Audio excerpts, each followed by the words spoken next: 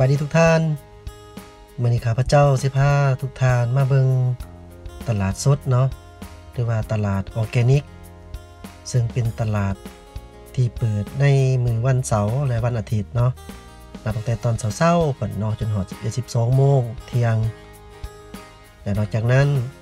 ข้าพเจ้าก็จะพาท่านไปเบิ่งซุปเปอร์มาร์เก็ตอยู่ที่สันใต้ดินของไอติกมอเนาะเชิญทานติดตามรับชมน้ำกันเลย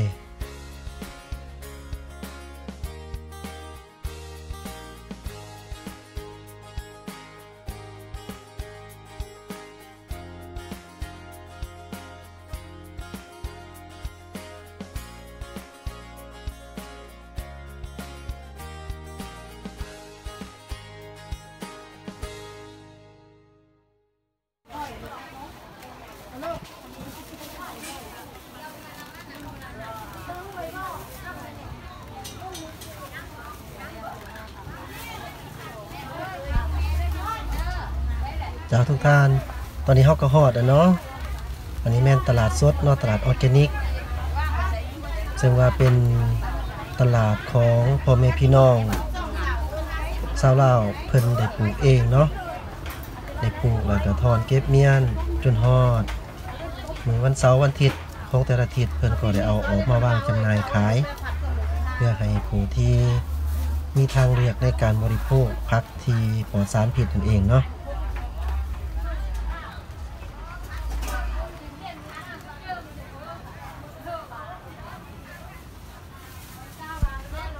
ส่วนประเภทผักก็มีหลายชนิดเนาะบ่ว่าจะเป็นผักบงผักกาดผักหอมผักหยังไงเนาะที่ว่าใส่ในการปรุงแต่งในการกินกับก้อยกับลาบกับอาหารเนาะถือว่าสะอาดเนาะถือว่าเป็นผักที่บ่มีถาดสารเคมีนั่นแหละเนาะ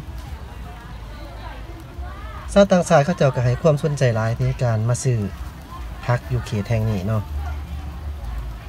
แล้วก็ช่วยส่งเสริมพ่อแม่พี่น้องที่ปลูกผักปราศจากสารพิษเนาะ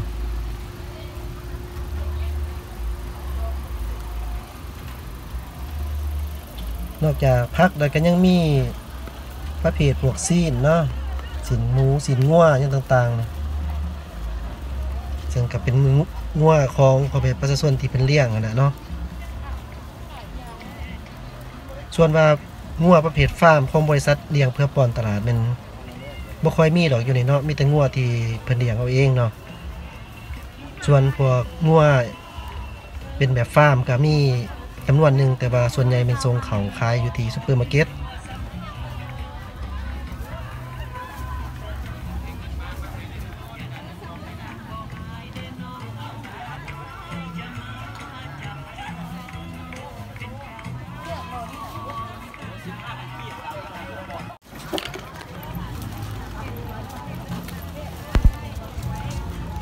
ตอนข้าพเจ้ามานี่แม่น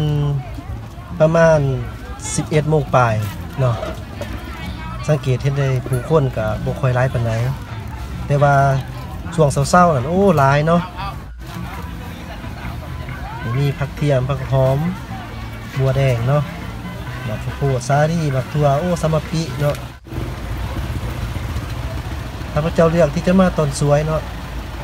เพราะว่าบ่อยากแออัดหลายหั่นนะการป้องกันแน่ๆ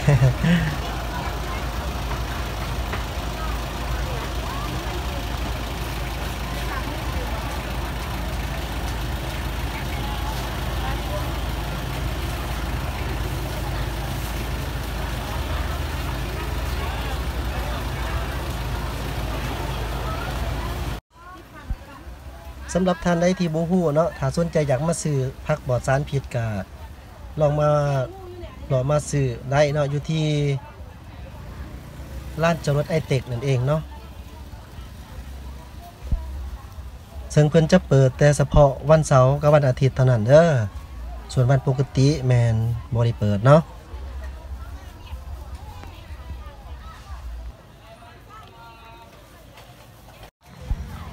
ตามที่ข้าพเจ้ามาซื้อแต่ละเทื่อนี่เวลากลับไปเฮือนเดี๋ยวเฮาเอาเข้าตู้เย็นนะเพราะว่าซื้อหลายเติบนะเอาเข้าตู้เย็นไว้ สังเกตเบิ่งใบมันก็บ่ค่อยซ้ำเนาะบ่ค่อยเปื่อยไว้หั่นนะบ่ค่อยเน่าไว้ถือว่าเป็นผักปลอดสารพิษแท้เนาะเอาบัดนี้ข้าพเจ้าสิพาทุกท่านไปช้อปปิ้งอยู่ที่ซุปเปอร์มาร์เก็ตอยู่ที่สันใต้ดินของไอเต็กมอเนาะซึ่งว่าเป็นซุปเปอร์มาร์เก็ตกับค่อนข้างว่าใหญ่อีกแห่งหนึ่งของนครหลวงเวียงจันทน์เนาะ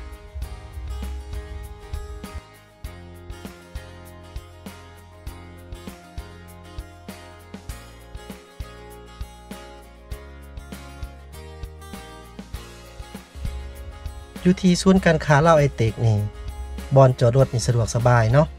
มีบอนสถานที่จอดรถที่กว้างใหญ่เนาะสันใต้ดินก็มีอยู่ด้านนอกก็แห้งใหญ่เนาะฉะนั้นตอบโจทย์ให้ลูกค้าได้ดีแต่ก็บ่มีการเก็บเงินเก็บหยังคักเนาะชมเชยในการตลาดชมเชยในการบริการแบบนี้เนาะ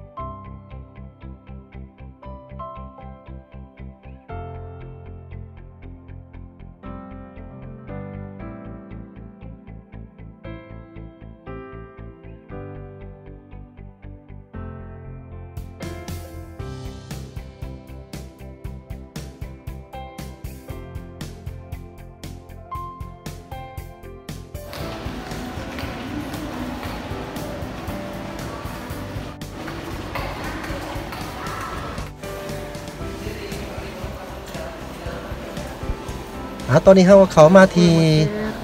ด้านในของซุปเปอร์มาร์เก็ตเนาะสกายซุปเปอร์มาร์เก็ต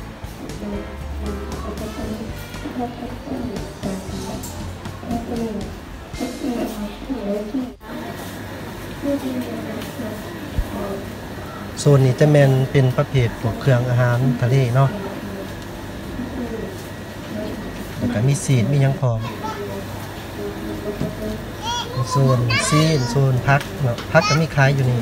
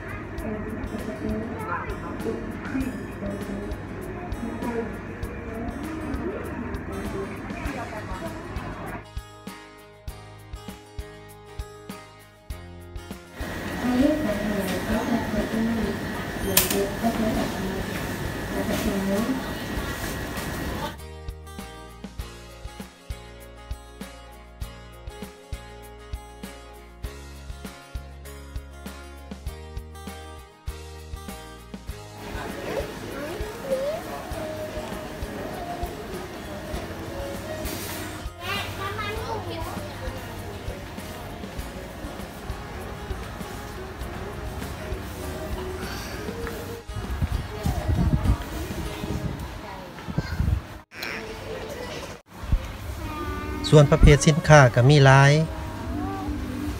บ่ว่าสิเป็นสินค้าจากทางประเทศจีนเนาะประเทศไทย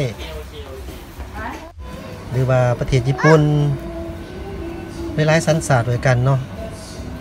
แม่นว่าถือวางจำหน่ายอยู่ที่ซุปเปอร์มาร์เก็ตแห่งนี้